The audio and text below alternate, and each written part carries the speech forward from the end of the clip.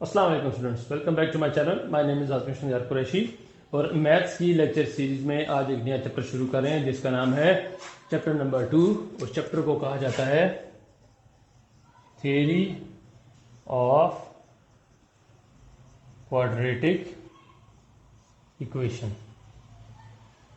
इस चैप्टर में हम देखेंगे कि क्वाड्रेटिक इक्वेशन की थ्योरी क्या है, क्वाड्रेटिक इक्वेशन को मजीद एक्सप्लेन करेंगे कि उसकी प्रैक्टिकल या डेली लाइफ से उसकी क्या एग्जांपल है, क्वाड्रेटिक इक्वेशन हम क्यों यूज़ करते हैं, किस तरीके से क्वाड्रेटिक इक्वेशन को यूज़ करते हुए डेली लाइफ के प्रॉब्लम सॉल्व किए जा सकते हैं। और उसके अलावा ये देखेंगे कि बगैर एक किसी क्वाड्रेटिक इक्वेशन को सॉल्व किए बगैर उसकी रूट्स की नेचर क्या होगी। रूट्स की नेचर से मुराद है कि आया वो रियल नंबर होगा, वो कॉम्प्लेक्स नंबर होगा या इमेजिनरी नंबर होगा, आया ये रूट्स इक्वल होंगी।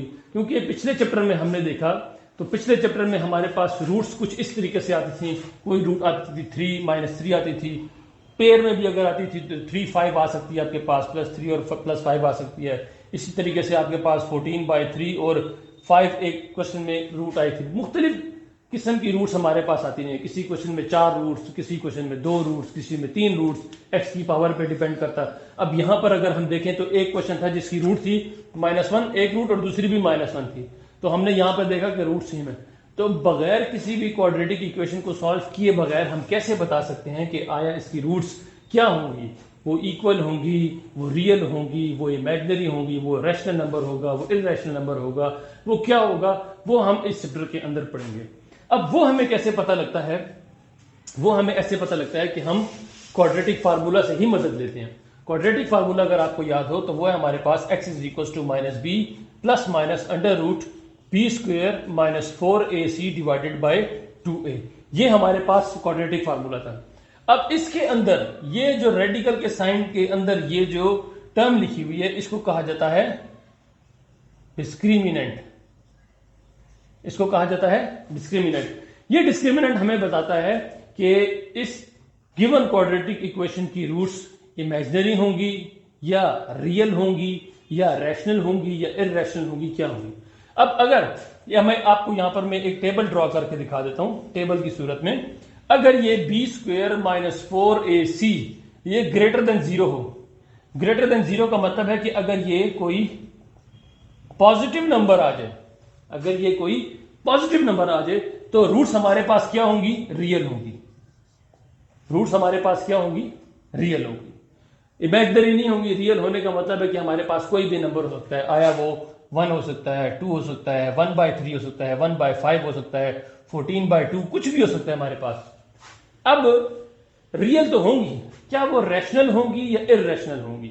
अब रैशनल और इररेशनल नंबर्स पर जाने से पहले मैं यहां पर आपको, क्योंकि स्टूडेंट्स को अक्सर इसी नंबर में मसला होता है कि ये रैशनल नंबर कौन से होते हैं और इररेशनल नंबर कौन से होते हैं, तो मैं वो इसी के साथ ही आपको बता देता हूं। इधर नीचे डिफाइन कर देता हूं कि रैशनल नंबर्स।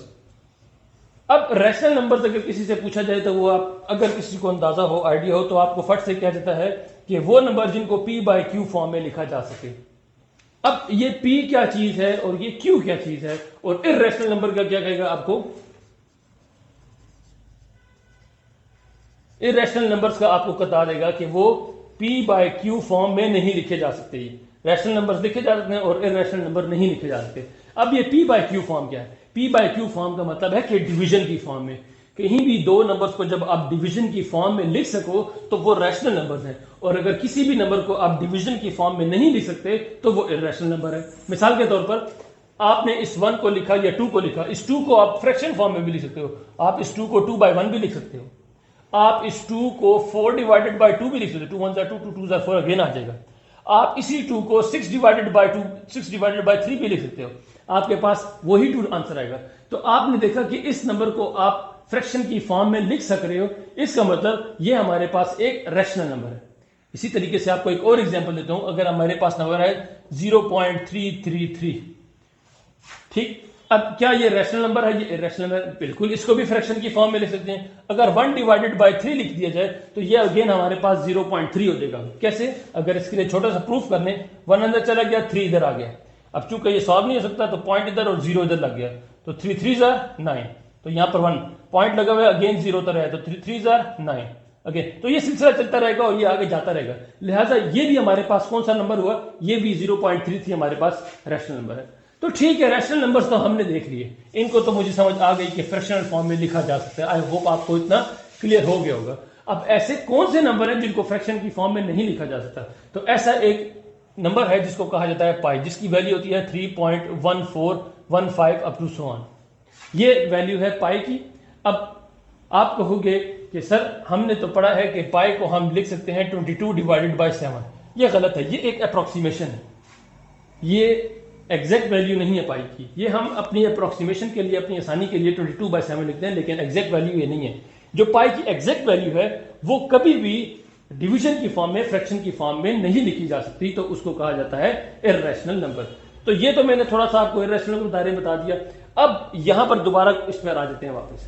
अगर तो ये पॉजिटिव है तो ये रियल हो गया, अब रैशनल होगा या इर्रेशनल होगा। अगर तो ये डिस्क्रिमिनेंट हमारे पास कंप्लीट स्क्वायर है, if discriminant is complete square then roots are rational. अगर तो हमारे पास डिस्क्रिमिनेंट क्या आ जाए, अगर हमारे पास डिस्क्रिमिनेंट 4 आ जाए, अगर 9 आ जाए, इसी तरीके से 16 आ जाए, 25 आ जाए, 36 आ जाए, 49 कुछ भी आ जाए, तो हमारे पास जो डिस्क्रिमिनेंट होगा वो क्या होगा, वो हमारे पास रैशनल होगा, अदरवाइज इर्रेशनल होगा, अदरवाइज इर्रेशनल। अगर वो कंप्लीट स्क्वायर नहीं आता तो हमारे पास क्या होगा, इर्रेशनल नंबर होगा। इसी तरीके से अब दूसरा केस हमारे पास आ जाता है कि ये b² - 4ac की वैल्यू 0 के इक्वल हो जाए, तो क्या होगा। अगर आप इसी क्वाड्रेटिक इक्वेशन में देखो, अगर इस टर्म को मैं 0 कर देता हूं, ये टर्म मैंने 0 कर दिया तो मतलब खत्म हो गई। तो खत्म हो जाने के बाद क्या होगा, मेरे पास सिर्फ और सिर्फ इस क्वाड्रेटिक फार्मूला में एक ही चीज रह जाएगी, -b/2a, बस दूसरी कोई चीज नहीं होगी। इसका मतलब अगर डिस्क्रिमिनेंट 0 के इक्वल होगा तो हमारे पास रूट्स क्या होंगी, रूट्स आर इक्वल। अगर हमारे पास डिस्क्रिमिनेंट 0 हो गया तो रूट्स हमारे पास क्या होंगी, इक्वल। अब तीसरा हमारे पास केस आता है कि if b² - 4ac is less than 0, इसका मतलब कि ये नेगेटिव हो जाए।